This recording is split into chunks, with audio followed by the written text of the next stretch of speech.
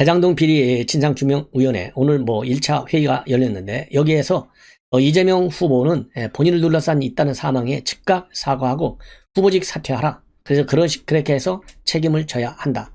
그래서 뭐라고 그럴까요? 계속되고 있는 죽음 앞에서 과연 진정 느껴지는 것이 없냐? 적어도 양심의 가책은 느껴야 한다. 그리고 자격미달 하자투성이 이 후보를 낸 민주당도 즉각 사과하고 후보를 교체하라. 이 후보를 둘러싼 계속되는 억울한 죽음의 배후와 진실을 국가가 밝히지 않으려 한다면 국민의 힘이 밝혀낼 수밖에 없다. 그리고 이 후보를 대통령으로 만들기 위해 얼마나 많은 사람이 죽어나가야 하느냐, 얼마나 많은 생명이 희생돼야 단군 이래 최대 부동산 개발 비리 사건인 대장동 게이트의 진실이 밝혀질 수 있는가, 이러한 입장문을 내놓고, 그리고 최근에 이병철 씨, 그 다음에 유한기, 김문기 이러한 죽음을 언급하면서 연이은 죽음이 이 후보와 무관하다는 말이 과연 믿어지느냐, 특히 이병철 씨 부검 결과와 관련해서는 받아들이기가 어렵다. 철저한 재검증이 이루어져야 한다. 이렇게 주장을 하고 있습니다. 자, 그래서 말이죠. 지금 이재명 후보, 이거 이런 사람이 후보, 그거 참. 그래서 이재명 후보는요, 즉각적으로 이번 시사저널 기자의 죽음에 관해서도 입장문을 분명히 내놓고 사과가 아니고요, 즉각 사퇴하는 길만이 우리 국민의 주권 재민 정신을 말하자면 존중하는, 그러니까 정치인으로서요 가장 기본 출발선상이 주권 재민의 원칙을 지키는 것인데, 신뢰하는 것인데, 주권 재민의 원칙 분명히 밝혀라. 저는 그렇게 여러분들께 주장을 하고 싶습니다. 자, 그리고 말이죠. 지금 이재명 후보가 오늘 하필이면 또 간호사들하고 간담회를 가졌어요. 자, 간호사들하고 간담회 가졌는데, 이 간호사들하고 간담회 가지면서 과연 본인 때문에 운명을 거둔 이 3명의 생명의 존귀함에 대해서, 그리고 어떻게 생각했는지 정말 궁금하지 않을 수가 없고요. 또 이 김건희 씨 녹화, 이 MBC 보도와 관련해서 오늘 이제 한마디 했어요. 그동안에는 특별한 의견이 없습니다. 이렇게 했잖아요. 자, 그런데 오늘 이 간담회에서요, 저도 관심 있어서 당연히 봤다. 근데 그냥 봤을 뿐이다. 국민 민생과 경제에 더 관심을 둘 생각이다. 이거 엉뚱한 얘기하고 있어요. 엉뚱한 얘기. 말을 돌려. 그러면서 국민이 먹고 사는 문제, 경제와 민생, 나라의 운명이나 미래보다 더 중요한 일이 어디 있느냐. 맞아요. 나라의 운명 중요하기 때문에, 미래가 중요하기 때문에 이재명이는 후보 자격이 없다. 그러니까 사퇴하라. 저는 그렇게 주장을 하는 거예요. 그래서 후보를 교체하라. 그리고 대장동 사태와 관련해서 검찰의 수사를 받아라. 자진해서. 이렇게 저는 주장을 합니다. 자, 그리고요, 또 이 김건희 씨를 두고 일각에서 국정농단 비서실세 최순실 씨와 같다. 이런 이 비판과 관련해서 최순실이라 말씀을 드리긴 어렵다. 그렇지만 같은 사안이 아니고, 그리고 지나간 일이다. 이렇게 하고 있는데요. 이거 보면 언뜻 마치 이 김건희 씨의 억울한 입장을 이해하는 것 같이 그런 같은 그런 이 언급을 했잖아요. 이거는 그렇지 않아요. 왜 그러냐면 지금 현재 이 본인과 관련해서도 말이죠. 자, 유동규서부터 시작해서 측근이냐 아니냐, 이 논란에서 자유롭지 않아요. 그러다 보니까 이런 측근 논쟁이 본인의 측근으로, 즉 이렇게 비서실세 정진상, 잠시 후에 제가 말씀드리죠. 정진상이가 문고리 실력자예요. 이런 지금 계속된 이 언론의 비판, 여론의 비판, 이런 거를 염두에 두고 약삭 빠르게 최순실이라고 말씀드리기는 어렵다. 이런 입장을 내놓은 것 같습니다. 자, 그래서요, 이재명 씨, 우리 지금부터는요, 후보 사퇴를 위해서 여론의 압박 대대적으로 전개해야 된다. 이렇게 말씀을 드리고, 그 다음에 이제 김건희 씨 녹취록도 터졌으니까 말이죠. 지금 이제 이재명의 녹취록도 제대로 까야 되겠다. 이러한 말씀을 드립니다. 왜냐면요, 지금 중앙일보 보도에 따르면은, 두 후보 측에서는 7시간 통화라든가 형수욕설 이거 보도하면 안 된다. 이렇게 주장하지만 법원과 중앙선거위원회 유권 해석을 보면 아니올시다. 이렇게 되어 있어요. 왜냐하면 공직선거법 251조로 볼 때 후보자의 당선이나 낙선을 목적으로 사실을 적시해서 비방할 경우 가족이나 후보자, 이거는 말하자면 이 정당한 비방, 이런 것은 정당한 이유 없이 상대방을 깎아내리거나 아니면 헐뜯는 것이기 때문에 이거는 처벌되도록 되어 있어요. 그런데 이 251조에는 예외가 있는데, 뭐냐면은 내용이 전체적으로 진실에 부합하고 공익을 위해서 알렸다는 동기가 인정되면 처벌받지 않도록 되어 있습니다. 그리고 만약에 공익과 사익을 동시에 추구할 경우에는 설령 꼭 공익이라고 하는 개념이 사익보다 크지 않는다 하더라도 대법원은 공익적 목적을 넓게 인정하고 있어요. 그래서 형법상으로 이 명예훼손보다는 공익성 범위를 넓게 인정하는 것이기 때문에 이재명 후보의 형수 욕설 이거를 보도한다 하더라도 법 위반이 아니다. 이러한 보도가 나오고 있기 때문에요. 이재명 후보 욕설 우리 유튜브에서도 대대적으로 좀 보도할 필요가 있지 않나 이런 생각이 듭니다. 자, 그 다음에는요, 이 유동규 관련 얘기를 좀 하겠는데, 오늘 말이죠, 유동규 남욱 김만배씨 2회 공판이 이루어졌어요. 여기에서 대장동 개발 실무 업무를 담당했던 사람, 이 한모씨, 그동안에도 한모씨 계속 보도가 나왔는데요. 이 참고인 조사도 받았죠, 아마도. 오늘 그래서 증인 신문으로 나왔는데, 이 증인에서 유동규 씨가 본인의 직접 상극자가 아니지만은 유동규가 정영학 씨를 데리고 와서 소개해주고 또 사업 제안서 검토를 지시했다. 이러한 이 증언을 했어요. 그러니까 유동규가 말이죠. 이 직무 범위를 일탈해서 대장동 사업에 개입했다. 이거를 사실상 인정하는 그런 내용입니다. 자, 그래서 말이죠. 이 대장동 개발과 관련된 유동규의 위법성 그리고 이 측근성이 이 한모 씨의 증언을 통해서도 밝혀진 것이 아니냐. 그리고 이 검찰이 말이죠. 이 증인 이 한모 씨가 김문기에게 보고한 내용이 유동규에게 보고가 됐고 이에 따라서 유 씨가 정영학 등에게 연락해서 이들이 재차 찾아와 설명했느냐 이렇게 물으니까요. 그 과정은 올 수 없지만 그렇기 때문에 설명을 했을 거라고 생각을 한다. 이러한 입장을 내놨어요. 자, 그래서 이 한 씨의 뭐라고 그럴까요? 이 증언을 보면 이 정영학 씨라든가 유동규 씨의 위법적 이 업무 개입 이것이 직접적으로 이제 확인된 내용이다 이렇게 보여지고요. 그 다음에 또 하나는 또 뭐냐면요. 조금 전에 말씀드린 이재명 후보의 문고리 권력 그 중에 대표적인 사람이 정진상이잖아요. 정진상 이 정책실장 했는데 성남에서의 정책실장은 6급 별정직 자리였다고 하는데요. 성남시 행정 대부분에 다 관여했어요. 이거는 박수영 의원실에서 말하자면 관련 자료를 쭉 말하자면 받아가지고 정리를 해보니까 무려 말이죠. 2013년부터 2018년까지 5년 3개월 동안에 걸쳐서 7,200여 건의 성남시 문서를 결제했습니다. 예. 근데 더더군다나 2010년에서 12년까지는 말이죠. 전산화가 되지 않았어요. 그래서 사실상은 7,000건보다도 훨씬 더 많이 결제를 했을 가능성이 크다. 이렇게 보는데 이거를 날짜로만 계산하면요. 평일 근무 일수로만 계산하면 하루 평균 5건 이상을 결제했다는 겁니다. 이미 말이죠. 우리 언론을 통해서 대장동 이 문서의 정부실장 중요 문서에 결제한 것만도 10여 건이 된다. 이렇게 되어 있잖아요. 그렇기 때문에 이 정진상이 이 대장동 비리 의혹에 직간접적으로 개입했을 가능성이 상당히 큰데도 불구하고 최근에 지난 13일인가요? 황제 조사를 했어요.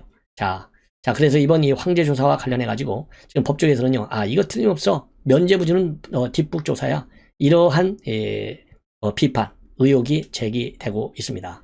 그래서 이 박수영 의원은요, 이 결제 건수만 봐도 이 정진상 부실장이 성남시에 전권을 휘두른 것으로 볼 수 있고 제대로 조사하지 않는다면 검찰도 수사 대상이 될 수 있다. 이러한 입장을 내놨습니다. 그리고요, 정 실장은 이 조선일보의 이 전화 통화를 통해서 비서관의 위치상 당연히 시장에게 보고될 문서는 협조 결제한 것이다. 이런 입장을 밝혔는데요. 자, 협조 결제를 했으면 진작에 빨리 검찰 수사에 응했어야죠. 여태까지 응하지 않은 이유, 이 이유가 뭐겠습니까? 최대한으로 늦춰서 깔아 뭉개가지고 그야말로 검찰의 봐주기 수사를 유도하겠다. 이런 의도가 아니고서는 우리가 이해할 수 없는 것 아니겠어요? 예. 자, 그리고 말이죠. 지금 은수미 캠프에서 그동안에 이 캠프에서 이 활동해왔던 그러한 인사들이 성남시 도서관에 특혜 채용이 됐다. 부정 채용이 됐다라는 의혹이 제기된 바 있는데 결국 오늘 재판에서 말이죠. 당시에 인사를 담당했던 간부 한 사람이 모든 이러한 부정 채용 의혹 범죄 사실로 인정한다. 이렇게 말하자면 자진해서 입장을 밝혔어요. 예. 자, 그래서 그 당시에요. 이 서현 도서관에서 직원을 채용하는데 2018년도 말입니다. 은수미 시장의 당시 선거 캠프 자원봉사자 7명이 공무직인 자료조사원으로 부정 채용되는데 개입한 혐의 2사람이 지금 재판을 받고 있어요. 그 중에 전 씨라는 사람이 이 혐의를 전면적으로 시인을 하고 있습니다.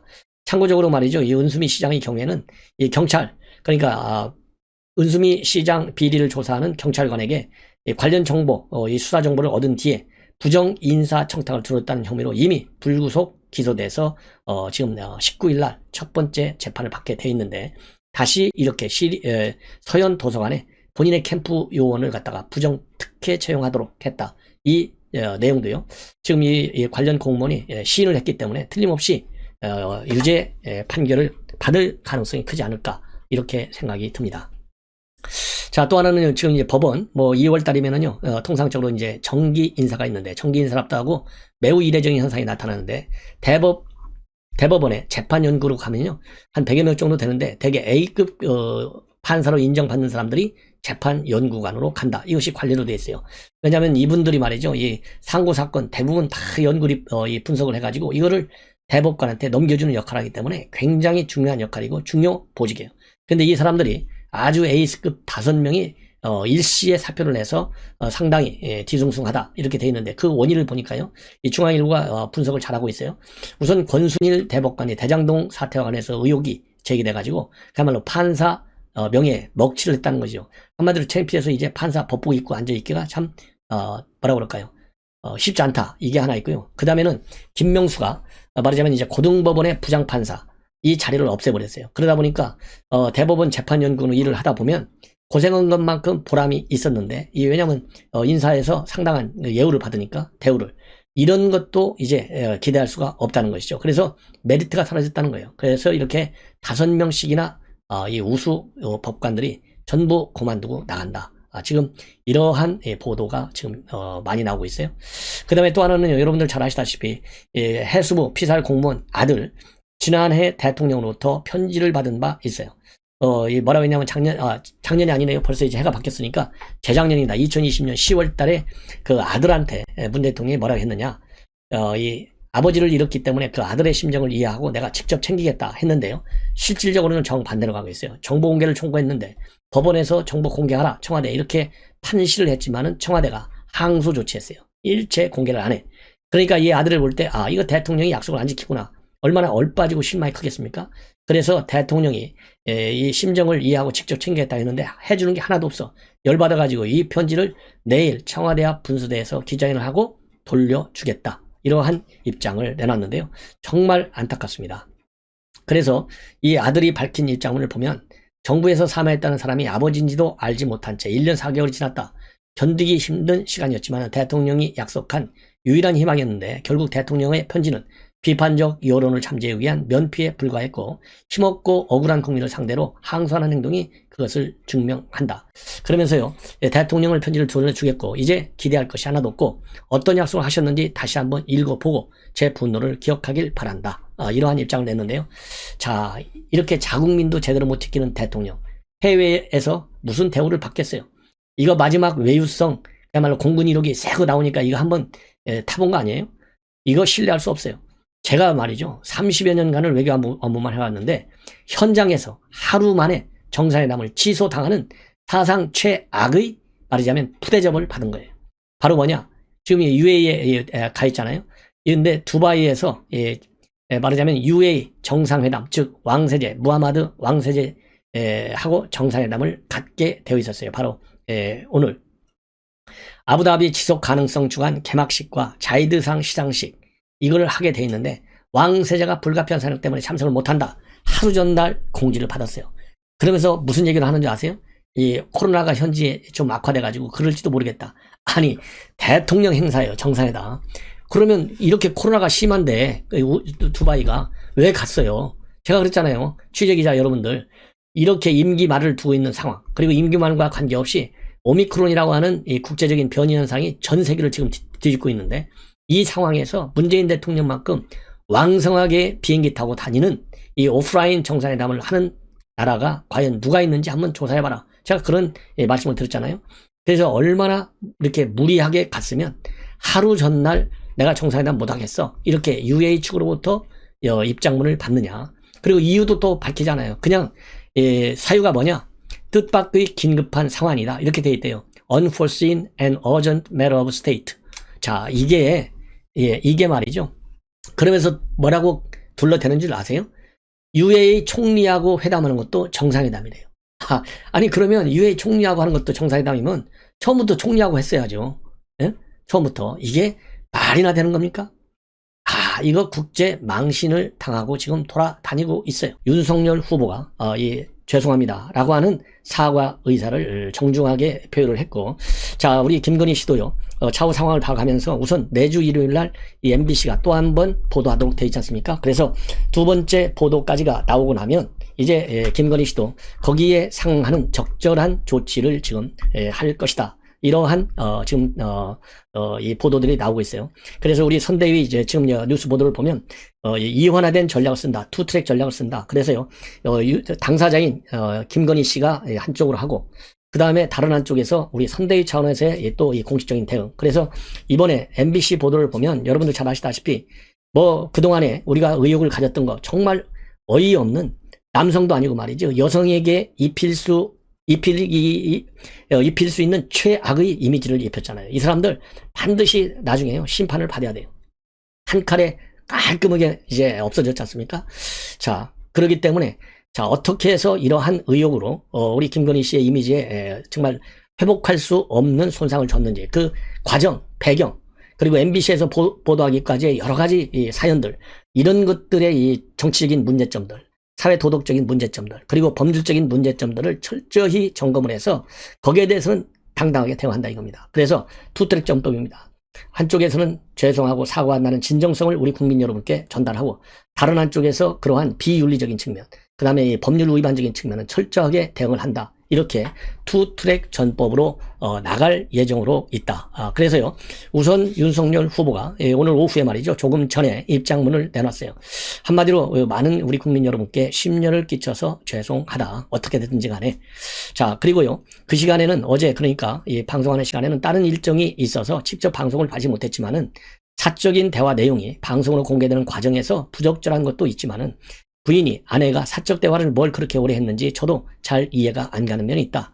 어찌 됐든 이런 걸 많이 걱정하는 분들이 계시기 때문에 남편인 제가 좀 더 잘 챙기고 해야 하는데, 제가 아무래도 선거운동하러 새벽에 나갔다가 밤늦게 들어오고 하다 보니 제 아내와 대화할 시간이 없었다. 이렇게 밝히고 있습니다. 그리고요, 캠프 인선에 말하자면 김건희 씨가 관여했다. 왜냐면은 이명수 기자, 너 당신 말이야 캠프에 와서 좀 일 좀 하라. 당신이 잘하는 게 정보 관련 업무 아니냐? 이런 얘기를 했잖아요. 그와 관련해서 여권에서 뭐 최순실 같다, 뭐 이 비선 움직임이 있다, 이렇게 또 밀어붙이고 있잖아요. 거기에 관해서 깔끔하게 해명을 했어요. 그런 얘기 자체를 들은 사실이 없다. 저도 정치를 처음 해보다 보니까 정치권에 있는 분들을 잘 몰라서 여러분들의 추천으로 캠프에 오고 있는 마당에 제 처가 여의도 정치권 누굴 알아서 그걸 하겠나. 제가 보기에도 말이죠, 윤석열 후보가 여의도 정치를 잘합니까? 남편인? 그 다음에 부인인 김건희 씨는 더더욱이 생소하잖아요. 뭘 알아야 추천하고 뭐 면장을 하죠. 그래서 이러한 윤석열 후보의 해명은 지극히 뭐라 그럴까요, 당연한 것이 아니겠느냐, 이런 생각이 들고요. 그 다음에 또 제 처가 선거운동에 많이 관여했다면 서로의 소리척과 그런 통화를 그렇게 장시간 할 수 있는 시간이 되겠느냐. 제가 선거 과정에서 새벽에 나가고 밤늦게 들어오다 보니까 제 처가 저와 대화할 시간도 부족했고, 아내가 바쁘게 남편 선거운동에 관여하고 도와주는 상황이라면 그런 통화가 가능했겠는지 생각해 달라. 이렇게 입장을 밝혔어요. 그리고 이제 세계일보가 맨 먼저 단독 보도를 통해서 보도하고, 또 연합뉴스 일부 매체에서 보도하고 있는데요. 저도 관련 내용 자세하게 아침에 말씀드렸잖아요. 전혀 사실이 아니다. 뭐냐면 세계일보가 말이죠, 전모 씨가 무속인으로서 선대 본부에서 고문으로 활동하고 있다, 이런 보도를 했거든요. 자, 그래서 당 관계자한테 그분을 소개받아서 인사한 적은 있지만은 스님으로 알고 있고 법사라고 들었다. 그분이 그러면서요, 그 전 씨는 직책을 전혀 맡고 있지 않고 자원봉사자들을 소개한 적은 있다. 일정이나 메시지에 관여했다는 것은 참 황당한 얘기다. 그러면서요, 저는 무속인을 만난 적이 없다. 선거에는 본래 다양한 분이 오지 않나? 저는 불교인이고 스님이라고 소개받았다. 아니 뭐 선대위에요, 불교인도 오고 불교도도 오고 또 이 기독교도도 오고 성당 다니는 분들 오고 원불교들도 오고 뭐 별의별 종교 사람들 다 오는 거 아니에요? 그게 대한민국 종교의 자유가 아니겠습니까? 자, 그렇다고 본다면 윤석열 후보가 됐든 아니면 선대위 인사들이 종교를 두고 이 사람은 만나야 되겠다, 이 사람은 안 만나야 되겠다, 이러면 그야말로 종교의 자유에 반하는 행위죠. 그렇기 때문에 그리고 지금 윤석열 후보도 그러잖아요. 이렇게 뭐 스님으로 알고 있다고 하는데, 그러면 인사로 왔으면은 당연히 인사 받고, 또 이분이 누구를 소개해준다? 그러면 소개받는 것은 지극히 정상적인 정치 행보의 하나가 아니겠느냐. 그래서 이것도 이제 이 정도의 선에서 마무리가 되어야 하고 될 것이다. 저는 그런 생각이 듭니다. 자, 그 다음에는요, 지금 이제 이번 이 사건을 계기로 해서 우리 당의 방침, 그야말로 이제 투트랙 전법을 쓴다. 이렇게 되어 있지 않습니까? 자, 그러면서요, 지금 나오는 보도를 보면 이제 어떤 보도까지 나오고 있냐면, 이 미셸 오바마가 얘기한 그야말로 우리가 품격을 좀 지키자. 이러한 지금 입장까지 나오고 있다고 합니다. 뭐냐면요, 이 오바마 대통령 부인 미셸 오바마 여사가요, 선거 때 저들은 저급해도 우리는 품 있게 가자. 즉 영어로 when they go low, we go high 이런 얘기를 했다는 거예요. 자, 그래서 여권에서 그야말로 입에 담을 수 없는 모욕적인 발언을 하더라도 우리가 거기에 맞추어서 똑같이 대응하지 말고 한 차원 더 높게 대응을 하자. 이런 얘기까지 나와서 말이죠. 지금 이번 사건을 말하자면 그야말로 지극히 우리 보수 야당의 품격에 맞게 대응해 나가겠다. 예. 왜냐하면 지금 MBC, 서울의 소리, 열린공화TV 저질 언론 플레이를 하고 있잖아요. 여기에 저질로 대응하지 않겠다 이거예요. 우리는 고차원적으로 점잖게 그야말로 국민의 상식을 믿고 대응한다. 이런 입장이고요. 그래서 윤희석 공보특보도 오늘 누나 동생 하면서 이 누나 나 거기 가면 얼마 줄 거야 이런 얘기를 하는데, 이건 일반적인 기자와 취재원과의 관계가 아니다. 지극히 사적인 대화였다. 그리고 이 김은혜 공보단장도 말이죠, 채널 A가 당했던 그런 함정보도의 제2탄이다. 이렇게 비판을 하고 나섰습니다. 자, 그러면서요, 오늘 이제 이 권영세 본부장도 선대 본부 회의에서요, 더 비열하고 더 악랄한 정치 관음증을 악용해서 후보 배우자에게 씻을 수 없는 낙인을 찍어 정권을 도둑질하려는 자태가 자행되고 있다. 강력히 비판하고 있어요. 그러면서 또 20년 전 이런 비열한 정치 공작으로 정권을 도둑맞은 아픈 기억이 아직도 생생한다. 즉, 이 얘기는요, 이해창 총재와 관련된 김대엽 병풍 공작, 그 다음에 한일옥 여사의 10억 수수 공작, 그 다음에 측근 최규선 씨의 20만 달러 수수 공작, 이러한 지금 현 여권이죠. 여권의 이 더러운 공작을 얘기한 겁니다. 예. 자, 그래서 뭐라 그럴까요? 이런 거에 대해서는 이제 철저히 대응해 나가겠다. 그리고요, 지금 현재 뭐라 그럴까요? 열린공감 TV 김어준 씨, 강진구 열린공감 TV 기자, 그 다음에 김어준 씨, 이런 사람들이요, 공직선거법상 허위사실 공표 죄로 대검에 고발했습니다.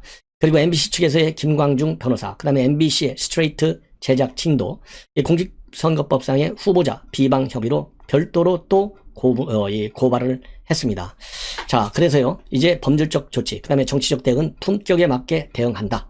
이것이 우리 지금 당의 기본 입장이다. 그리고 이 권영세 본부장도 말이죠, 배우자가 남이 아닌 만큼 적절한 시기에 후보의 입장 표명이 있을 거다. 이런 이 얘기를 오늘 오전에 했어요. 그래서 이러한 당의 선대위의 입장에 따라서 윤석열 후보가 모두의 말씀드린 대로 사과 입장문을 내놨고요. 그리고 이제 권영세 지금 선대 본부장이죠. 김건희 씨의 공개 활동 시점에 대해서는 어느 정도 시간은 필요한 것이 아니냐. 이러한 지금 입장을 정립해 가는 것이고, 지금 현재 이 김건희 씨의 경우에는 지금 몸져 누워 있다. 이러한 이 보도가 나오고 있습니다. 자, 그리고요, 이번에 이제 MBC 보도를 계기로 해서 이 강용석 씨, 가세연이죠. 그 다음에 조국, 홍준표, 이런 분들의 이 반응을 추가적으로 제가 말씀을 드리겠는데요. 자, 이 가세연의 이 강용석 변호사가 또 입장문을 내놨어요. 왜냐하면 이 김건희 씨가 이 서울의 소리는 굉장히 편파적이다 이러면서 좀 더 공신력이 있어야 되고, 그러려면 어느 한편의 팡파르가 돼서는 안 된다. 이러한 입장을 내놓고, 가세현 저 XX들 완전히 저거 XXX 같은 X들이잖아. 이렇게 이 김건희 씨가 비판한 걸로 보도가 됐어요. 이에 대해서 이 가세현 측에서 입장문을 내놨는데, 이 김건희 씨의 이러한 이 입장과 관련해서는요, 직접적인 대응은 자제하고, 다만 이렇게 얘기하고 있습니다. 가세현은 좌파가 또다시 권력을 잡는 것을 막기 위해서 싸울 뿐이다. 하루빨리 박근혜 대통령님이 건강을 되찾고 꿈꿔왔던 올바른 대한민국 건설을 위해서 더더욱 열심히 싸울 것이다. 3월 9일은 대한민국 운명을 결정하는 중요한 선거가 있고, 모두 다 좌파가 권력을 다시 잡지 못하도록 정신을 바짝 차리고 끝까지 당당히 싸우자. 이렇게 해서요, 윤석열 후보의 이 정권 교체를 위해서 가세연도 적극 동참할 입장을 밝히고 있습니다. 자, 그러면서요, 연속해서 이제 글을 올리고 있는데, 김건희 씨 전화 녹취 중에서 올바른 진단을 한 부분이 있다. 그러면서요, 박근혜 전 대통령은 뒤에서 칼 꽂은 XX들 때문에 탄핵을 당했다라면서 당시에 새누리당을 탈당한 바른정당 창당 인물들에 대한 비판을 하고 있습니다. 자, 그리고요, 그리고 이 김건희 씨 발언 내용을 이 강용석 변호사가 이 페북에 그대로 옮기면서 MBC는 왜 기생충이라고 말을 못하느냐, 이러한 입장은 또 내놨어요. 그러면서 이 김건희 씨가 이명수와 7시간 45분이나 통화한 이유를 다들 궁금해 했는데, MBC 스트레스를 보니까 이제 알 것 같다. 김건희 씨는 이명수가 녹음하는 걸 어느 순간부터는 분명히 알았고 자신에 대해 충분히 해명하기 위해 장시간 통화했다. 그리고 7시간 45분 중에 고르고 고른 내용이 10여 분이 적어라면 나머지는 들어볼 필요도 없는 것이다. 이쯤 되면 이명수가 김건희 씨에게 포섭대 역공장을 한 게 아닌가 싶을 정도다. 예, 이렇게 뭐라 그럴까요? 김건희 씨의 이 발언과 관련해서 이 입장을 밝히고 있어요. 그래서 한마디로 이 강용석 씨는요, 지금 이렇게 김건희 씨의 이러한 발언, 이거와 개의치 않고 본인은 그야말로 뭐라 그럴까요? 이 좌파의 죄집권을 막기 위해서만 싸운다. 그런 입장을 밝히고, 이미 가세현 측에서는 이러한 내용을 이미 이틀 전부터 알고 있었고, 윤석열, 김건희 개인을 보고 싸우지 않는다. 이념을 위해 싸워왔고 앞으로도 싸우겠다. 이 얘기는 지금 민주당의 진보 좌파, 특히 이재명은 이 좌파적 정책으로 일관하고 있지 않습니까? 자, 그리고 우리 윤석열 후보에게는 자유민주주의와 시장경제를 바탕으로 한 공약을 계속해서 선보이고 있어요. 그런 측면에서 지금 강용석 변호사는 윤석열 후보에게 계속해서 힘을 실어주겠다. 그래서 저하고 똑같은 생각인 거죠. 어떻게 됐든지 간에 정권 교체를 위해서 싸우겠다라고 하는 강용석 이 가세현 대표의 강한 이 결기를 우리가 다시 한번 확인할 수 있겠다, 이렇게 생각이 들고요. 저도 뭐 가세현뿐만 아니라 우리 유튜버들 중에서 윤석열 후보의 당선을 위해서 뛰는 방송들이 여럿이 있습니다. 저도 변치 않고요. 그야말로 큰 틀에서는 반드시 정권 교체, 그리고 작은 서쪽 합에서는 저의 당선과 공천을 위해서 열심히 뛸 생각으로 있습니다. 그래서 우리 시청자 여러분들께서요, 그런 의미에서 윤석열 유튜브 60만이 구정 때까지 갈 수 있도록 많이 도와주시고, 또 서쪽 합 지역에 있는 지인들께 전옥현에 대한 아낌없는 지원 당부드립니다. 자, 김건희 씨 녹취록이 터지니까요, 또 어제부터 계속해서 말하자면 입장문을 내놓는 사람이 있는데, 누구냐? 그게 조국입니다. 예, 조국. 그래서요, 이 조국이 오늘 또 입장문을 내놨어요. 자, 참 이런 조국 말도 안 되는 사람 거를 제가 보도를 하니까 저도 열받고 힘이 듭니다. 자, 그래서 이제 이러한 내용과 관련해서요, 조국이 뭐라고 얘기했냐면, 조국, 그러니까 지금 서울의 소리에서 또 MBC에서 보도하지 않은 내용까지 추가적으로 이제 보도를 했잖아요. 그래서 MBC에서 보도되지 않은 녹음 내용을 유튜브를 통해서 봤다. 그러면서 김건희 씨가 수사 지휘자다, 이러한 또 비판을 쓰고 있어요. 자, 그러면서요, 이 김건희 씨는 수사의 방향 전환에 대해서 최소한 알고 있었고 관여했을 가능성이 있다. 실제 유시민, 김어준 유튜버들의 비판 때문에 수사의 방향 전환을 한 것인지, 김 씨가 말하지 않은 다른 이유가 있는지는 추후 더 검증되어야 한다. 이러한 또 이 비판적 입장문을 내놓고 있습니다. 예. 왜냐하면 김건희 씨가요, MBC 방송 내용을 보면 조국 수사는 본래 그렇게 할 것이 아니었는데 여권 인사들이 너무나 많이 공격을 하는 바람에, 예컨대 유튜브라든가 유시민 이런 데서 자기 존재감만 생각하는 바람에 커졌다. 그래서 조국의 적은 바로 민주당 안에 있는 것이다. 예, 이렇게 입장을 어제 밝혔거든요. 이거에 관해서 이제 발끈한 거예요.